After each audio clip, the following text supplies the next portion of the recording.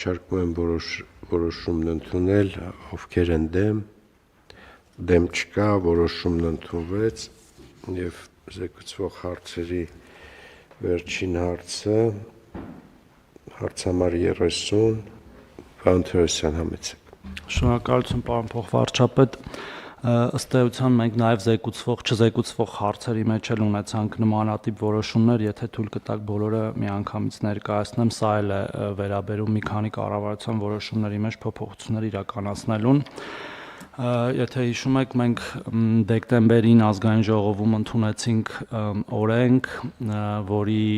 արդյունքում ապրիլի 1-ից բոլոր կենսաթոշակներ եւ նպաստները պետք է վճարվեն անկանխիկ եղանակով եւ այս կառավարության որոշումներով, որի լիազորությունը ունենք այդ օրենքով, ըստ էության կարգավորում ենք այդ ամբողջ գործընթացը։ Ուզում եմ մի քանի մանրամասն ներկայացնել, որը նաեւ թույլ կտա մեր քաղաքացիներին նաեւ ինքնուրույն այդ որոշումը կայացնել, մինչեւ արդեն օրենքի ուժի մեջ մտնելը։ Ինչպես արդեն նշեցի, ապրիլի 1-ից բոլոր կենսաթոշակները եւ նպաստները վճարվելու են անկանխիկ եղանակով։ Մինչեւ սույն թվականի մարտի 5-ը մենք խնդրում ենք մեր բոլոր կենսաթոշակառուներին եւ նպաստառուներին ինքնուրույն ընտրել վճարող կազմակերպությունը, բանկը եւ ինքնուրույն ստանալ բանկային քարտ, որի վրա հաջորդ կենսաթոշակը կամ նպաստը կփոխանցվի անկանխիկ եղանակով։ Եվ եթե դա մինչև մարտի 5-ը տեղի չունենա, մենք դա անելու ենք ավտոմատ եղանակով։ Այսինքն, քանի որ կլինեն քաղաքացիներ, որոնք որ եւ օբյեկտիվ եւ միգուցե նաեւ սուբյեկտիվ պատճառներով դա արած չեն լինի, մեզ անհրաժեշտ է լինելու նաեւ բավական ժամանակ, որպեսզի երբ որ այդ ընտրությունը կատարվի, մենք կարողանանք քարտերը առաքել տուն։ Եվ նորից խնդրում եմ դա մարտի 5-ը մինչև անել այն քաղաքացիներին, որոնք դա կարող են անել ինքնուրույն, եւ մենք տեսնում ենք, որ դա արդեն տեղի է ունենում, հարգելի գործընկերներ, ուզում եմ մի թիվ հնչեցնել։ Մենք դեկտեմբերի սկզբին, որ այս խոսակցությունը նոր սկսվեց անկանխիկի ամբողջությամբ անցնելու, եւ եթե չեմ սխալվում, հենց կառավարության նիստին ունենք մոտ 50,000 քաղաքացի, ով ստանում էր կանխիկ եղանակով կենսաթոշակներ նպաստները, եւ մենք այսօր առավոտվա դրությամբ ունենք 21539 քաղաքացի, այսինքն այդ 30,000 մոտ քաղաքացիներ ինքնուրույն արդեն անցել են անկանխիկի դաշտ, եւ օրական մոտ 1000-1500 քաղաքացի դեռ շարունակում են ինքնուրույն անցնել, եւ ես դրա համար եմ նաեւ կոչ անում, որ դա մեր քաղաքացիները անեն ինքնուրույն եւ ընտրեն իրենց նախընտրած բանկը։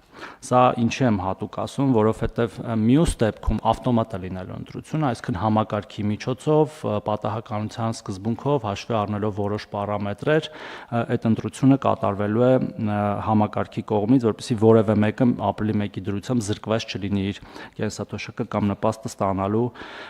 իրավունքից։ Դրանից հետո ընտրությունը ավտոմատ կատարելուց հետո մարտի 5-ից մինչև ապրիլի 1-ը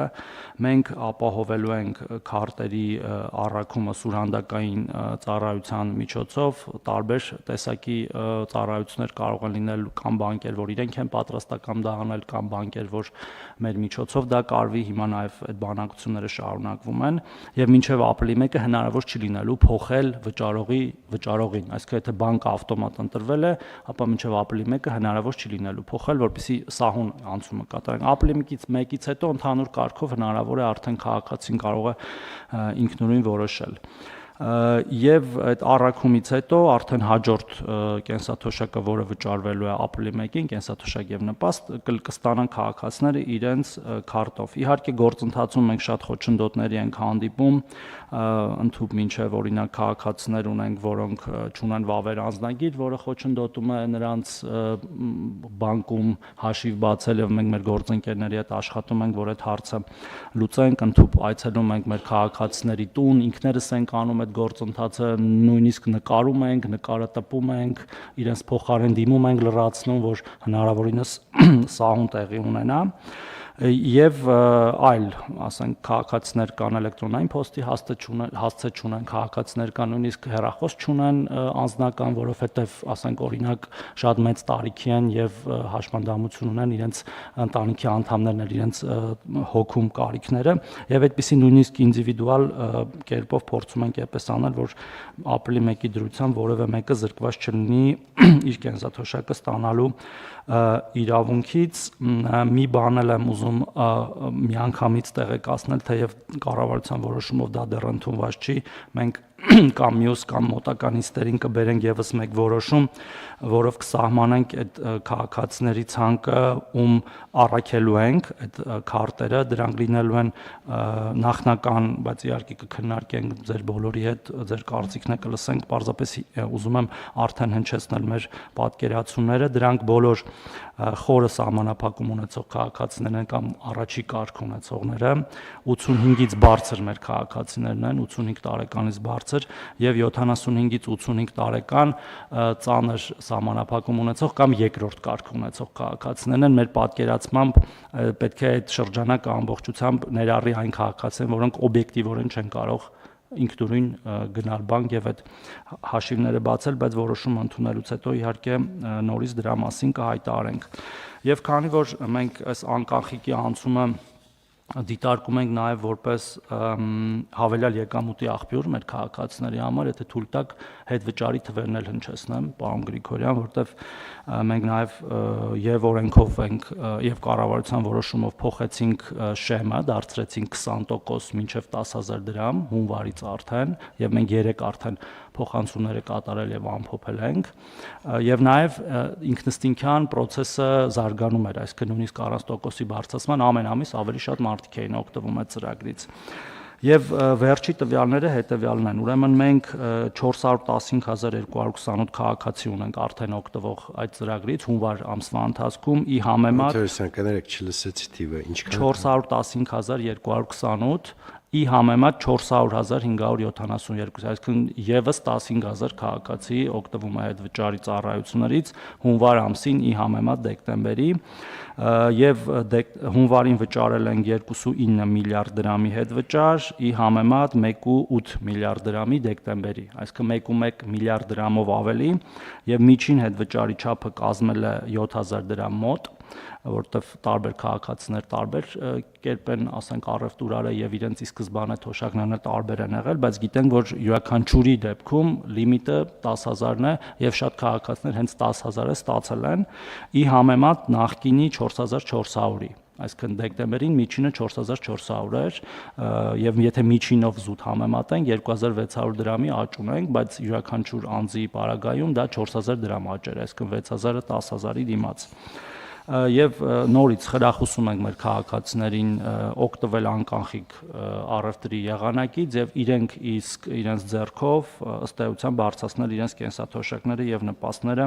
մինչեւ 10,000 դրամի չափով 20%-ի սահմաններում իրենց կենսաթոշակից եւ նպաստից։ Եթե հարցեր կլինեն, պարոն Գրիգորյան, հարգելի գործընկերներ, խնդրեմ պատասխանեմ։ Շնորհակալություն, պարոն Թերոսյան, ես ինչ որ դուք ասացիք մի պրոբլեմատիկ հարց կա, որը կարող ենք այսօրվանից փորձել մի հատ հասկանալ, այդ վավեր անձնագիր չունենալու խնդիրը դա պրոբլեմ կդառնա։ Ես հասկանում եմ, որ դուք ձեր ամբողջ անձնակազմը օգնում ա, որպեսզի մարդիկ բանկային հաշվի պայմանագիր կնքեն եւ քարտ ստանան, բայց այդ անձնագիրը, որ վավեր չեղավ, դա կդառնա պրոբլեմ, նույնիսկ ձեր օգնությամբ հնարավոր չի լինելու դա անել, էլի։ Ես գուցե մի հատ բազաները նգնեի հետ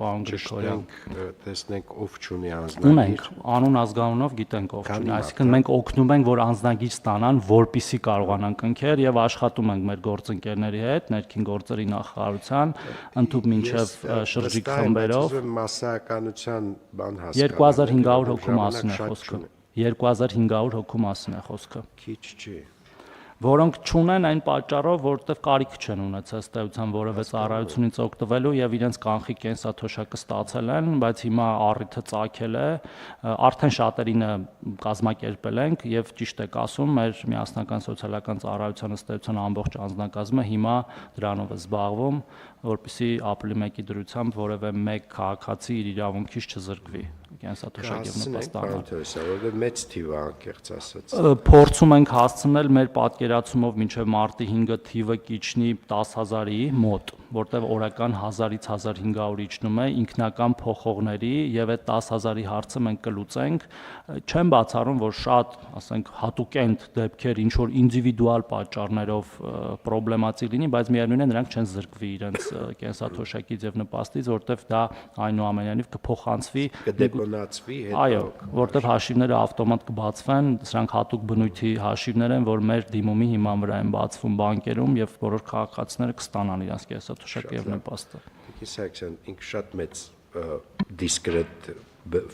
բանա բերալ լինելու թե կարողանանք բաշխենք ու անել այդ անձնագրերի նորացումը։ Չէ, պարոն Գրիգորյան, մենք ինտենսիվ պարոն Թորոսյանի եւ անձնակազմի հետ աշխատում ենք, հատկապես ինտենսիվացրել ենք նաեւ մեր շրջիկ սպասարկման գրասենյակների կողմից այցելությունները, տարածքներ եւ նաեւ ունենք տնայցերի ռեժիմ եւս։ Փորձելու ենք հնարավորինս ամբողջ ծավալը սպասարկենք մինչեւ պարոն Թորոսյանի նշած ժամկետը, բայց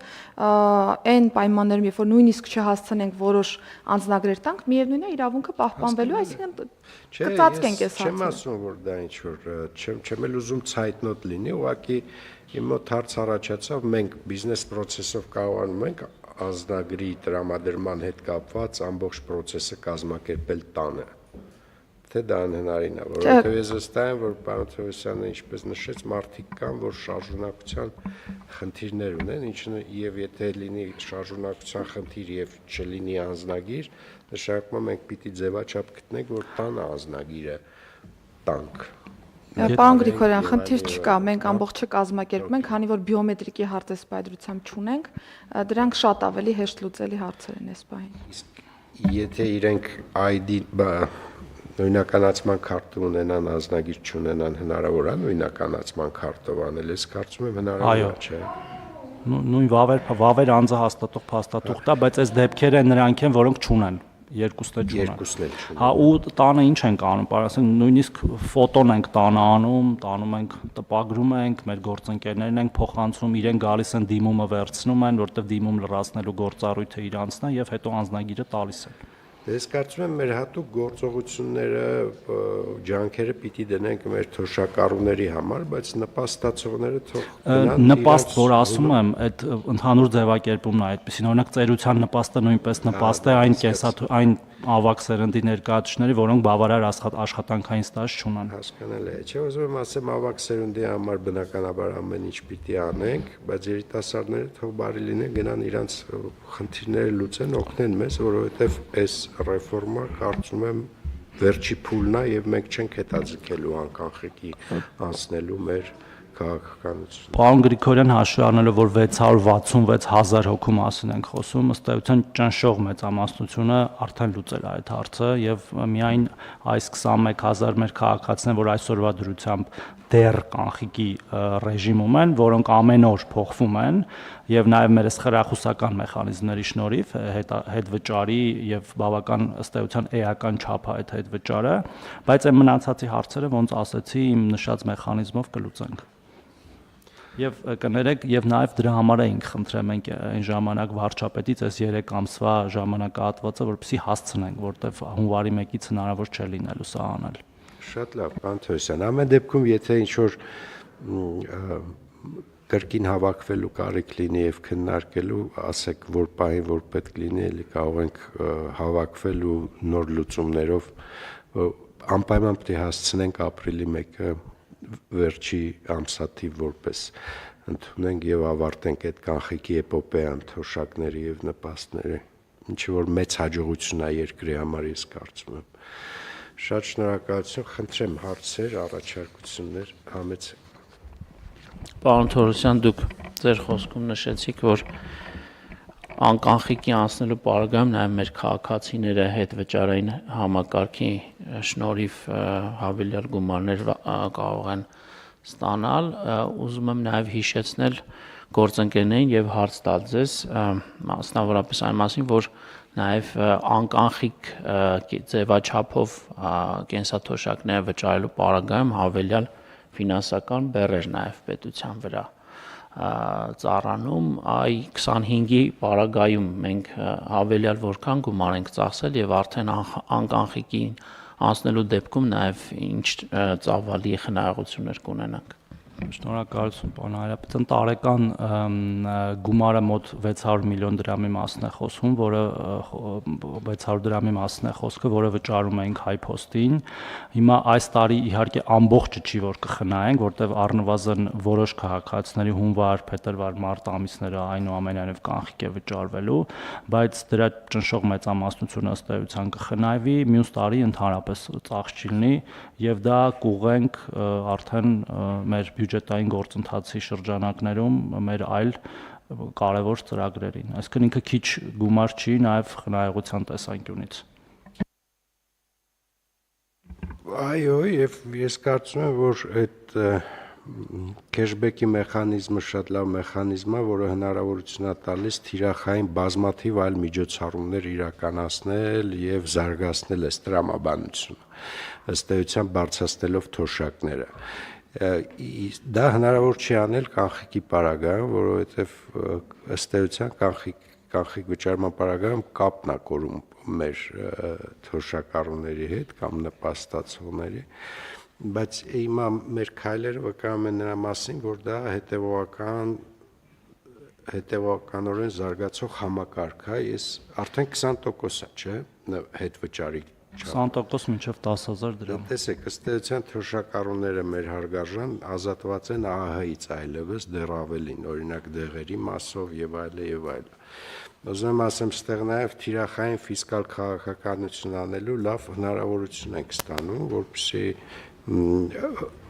նաեւ հարկային արտոնությունները լինեն ոչ թե խառը, անթիրախ, այլ շատ կոնկրետ ու շատ թիրախավորված։ Եվ այս իմաստով ես կարծում եմ այդ համակարգի գոյությունը ապրիլի 1-ից ինքը շատ լուրջ ու մեծ արժեքավոր գործ է, որ մենք արեցինք։ Համաձայն եմ պարոն Գրիգորյան, իրականում ապրիլի 1-ից ընդամենը շատ փոքրաթիվ քաղաքացիների համար է սկսում, բոլոր մնացածի համար դա արդեն իսկ աշխատում է հունվարի 1-ից 20%-ով 10,000 դրամի չափով եւ թվերը վկայում են դրա մասին եւ տենդենսներն էլ են դրա մասին վկայում։ Ես սա նաեւ խոսում եմ այդ արձագանքելիությանը մասին, այսինքն մեր քաղաքացիները ակնհայտորեն արձագանքում են այդ մեր գործիքին, որը մենք տվել ենք։ Ես գիտեք ինչ նկատի ունեի։ Տեսնեք, ժամանակը ցույց կտա։ Ես կարծում եմ, որ նույնիսկ եթե 20,000 կամ 30,000 մարդ դեռևս չէր մասնակցում, մեր հնարավորությունները միջոցառումներ իրականացնելու սահմանափակվում էր։ Ես այդ տեսանկյունից եմ հարցին նայում։ Հիմա դուք ունենալու եք ամբողջական ըստ էության համակարգ, որը ձեր համար դառնալու է սոցիալական աջակցության թիրախավորված գործիքներ տարածելու ռեալ գործող կարծում եմ հարթակ։ Մինչև ապրիլի 1-ը մենք չունեինք, որովհետև միշտ ուզում էինք ինչ-որ գործողություն անեինք, միշտ ասում էինք, բայց ինքը ամբողջական չի ֆոկուս խումբը, որովհետև այդ կանխիկով խզվում էր մի մասը եւ մենք չէինք կարողանում մեր նպատակը տեղ հասցնենք։ Մենք առաջի օրվանից իհարկե շատ մտածում էինք, որ ինչ ափսոս է, որ քեշբեքի համակարգից չեն օգտվում մեր քաղաքացիները, որոնք մինչև հիմա ստանում են կանխիկ։ Մի վերջի բան էլ եթե թույլ կտաք, միշտ մոռանում եմ ասել, բայց կարևոր է, մենք ունենք նաև 2% հետվճարի համակարգը, որը գործում է բոլորի համար եւ եթե մեր կենսաթոշակառու նպաստառները ընտրեն արկա քարտեր իրենց վճարային տեսակ, նաև նրանք կստանան այդ հավելյալ 2%-ը, որը քիչ գումար չի կրկին ընդհանուրի մեջ նայելով։ Հիմա իրենք իրավունք ունեն այդ քոբեջ քարտերը ընտրեն որպես թոշակային քարտ։ Այո, պարզապես բանկեր կան, որ չեն տրամադրում, բանկեր կան, որ տրամադրում են, հույս ունենք կշատանան այդ բանկերը, որ տրամադրում են, կամ քաղաքացիներ իրենք կթեքվեն դեպի այլ բանկեր, եւ կան շատ քաղաքացիներ կան, որ արկա քարտից են օգտվում։ Շատ լավ է, շատ լավ է։ Խնդրեմ հարգելի համեցեք Տիկին Անանեսյան։ Շնորհակալություն, ես մի փոքր լրացում ուզում եի անել, պարոն Գրիգորյան, ձեր ասացի շրջանակներում, որ այս նաև տեղեկատվությունը մեզ հնարավորություն է տվել ոչ միայն սոցիալական քաղաքականության թիրախավորման, այլ հենց նաև առողջապահական ծախսերի առումով շատ ավելի խնդիրները հասկանալու եւ մեր նաև միջոցները ուղղելու այդ խնդիրները լուծելուն։ Մենք բոլորս գիտենք, որ մեր ավագ սերնդի ներկայացուցիչները եւ դա արդեն փաստվում է նաև հավաքագրված տվյալներով, որ ծախսի հիմնական ուղղություններից մեկը դեղորայքի, քրոնիկ դեղորայքի գնման գործընթացն էր, եւ ըստ էության մեր 65+ քաղաքացիներին պետությունը ապահովագրելով մեծամասամբ նրանց հենց կենսաթոշակային ծախսերի մի հատված վերցրեց իր վրա, ինչը նաև ազատում է միջոցներ այլ ծախսեր իրականացնելու համար։ Պարոն Գրիգորյան, իհարկե մենք մեր ուրեմն վիճակագրական տվյալները կամփոփենք եւ կներկայացնենք, բայց մի քանի օրինակով ասեմ, որ մեր միջին էլեկտրոնային դեղատոմսի արժեքը, որ այսօր մեր 65+ քաղաքացիները քրոնիկ հիվանդությունների մասով ստացել են, մի 10,000-ից ավել է, այսինքն մենք ունենք 5,000, 10,000 մինչև 20,000 դրամի ամսական արդեն պետության կողմից փոխհատուցված գումարներ։ Սա նշանակում է, որ այս մեր քաղաքացիների կենսաթոշակի խնայողության առումով նման պատկեր ունենք։ Շատ լավ։ Այդ հատուցումը ապահովագրության մեխանիզմով է։ Շատ լավ։ Այս իրականության մեջ նո հիմա երևի մոտ ապագայում ես կարծում եմ այդ երկու համակարգերը համադրելով շատ հետաքրքիր նոր արտոնությունների մասին կարող ենք խոսել։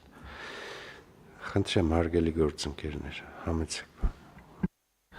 Պարոն Գրիգորյան, ձեր մի դիտարկմանն եմ ուզում արձագանքել, երբ ասացիք, որ ըստ էության այս համակարգը դառնում է մի գործիք հետագայում ավելի թիրախային սոցիալական քաղաքականություն իրականացնելու համար։ Ես կարծում եմ պահից, երբ որ մենք կկարողանանք ոչ միայն վճարման փաստը, վճարման գումարը ֆիքսել, այլ նաև այդ վճարումը թե ինչի համար է արվում, դա ֆիքսել, այդտեղ կարող ենք այդ թիրախայնության մակարդակը ել ավելի մեծացնել, օրինակ այնպիսի ապրանքների նկատմամբ, որոնք համարվում են առաջին անհրաժեշտության ապրանքներ, սա իրոք մեծ հնարավորություն եւ դաշտ է բացում նման բանի համար եւ հուսով եմ դա կունենանք ինչ-որ մի պահի։ Ես կարծում եմ, որ դա հաստատ կունենանք, պարոն նախարար, որովհետեւ այն տվյալը թվային, որ մենք ստանում ենք անկանխիկի քարտի օգտագործմամբ, հնարավորություն է տալիս կոնկրետ մինչև ապրանքի արտոնյալ գին ապահովելու գործիքակազմ կիրառել։ Ես հիմա իհարկե երևի էլի քննարկումներ կունենանք ավելի մանրամասն մի ուրիշ առիթով կխոսենք, բայց ես դեղորայքը հենց դրա համար էլ օրինակ բերեցի, որովհետև ըստ էության անկանխիկ գնված դեղորայքի պարագայում թվային տվյալը, որ պետությունը ստանում է, մենք տեսնում ենք, որ ծախսը արվել է դեղորայքի վրա, որովհետև ՀԴՄ-ով այնուամենայնիվ կամ երևում է կամ շատ շուտով այլևս երևալու է, որ այդ ծախսը արվել է դեղորայքի վրա եւ շատ կոնկրետ առնվազն տուփի մակարդակով։ Ինչը նշանակում է, որ եթե մենք մտադրություն ունենք այդ իմաստով օժանդակություն կամ աջակցություն իրականացնել, ինքը շատ կոնկրետ է լինելու, շատ կոնկրետ քարտի վրա է լինելու, որով այդ գնումը կատարվել է, որովհետեւ ստիպված չլինենք էլի շատ մոտավոր գլոբալ ֆիսկալ արտոնություններ քննարկել, որը առաջի հերթին արդյունավետ չի այն թիրախի համար, որի համար մենք մտածում ենք, որովհետեւ մենք որպեսզի այսօրվա իրավիճակում որպեսզի թոշակառուն արտոնություն ունենա դեղ գնելից, այդ արտոնությունը ես էլ եմ ստանում, որովհետև մենք թիրախների ենթակառուցվածքներ չունենք, ինչը նորմալ չի։ Այս ենթակառուցվածքը ես կարծում եմ այդ իմաստով շատ կարևոր նշանակություն ունի։ Այլ կարծիքներ, հարգելի գործընկերներ, կարևոր հարցի հետ կապված։